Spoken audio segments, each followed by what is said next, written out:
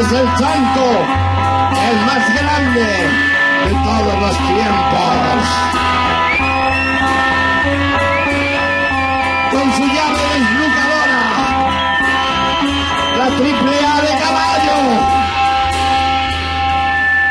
Y ya no me acuerdo más, la guillotina, creo. Aquí está, el gran...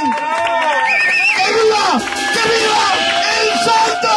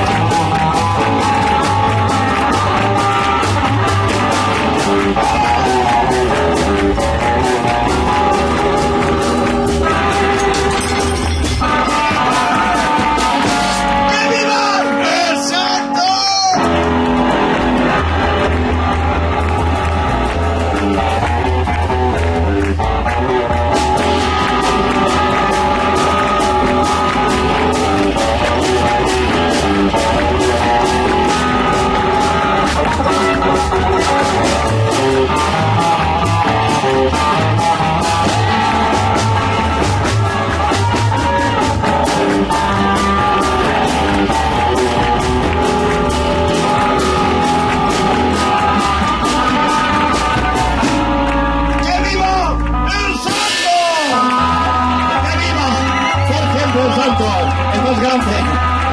Bueno, quizás no es tan grande visto de cerca, pero por televisión se ve grande.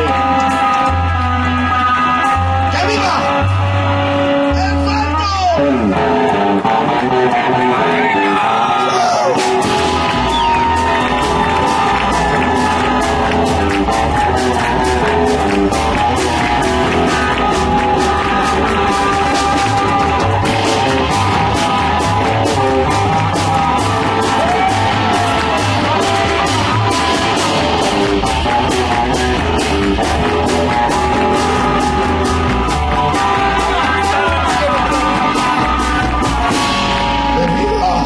¡El santo!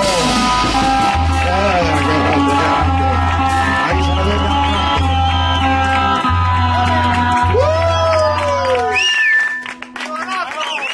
Muchas gracias, Ángel, por esta visita.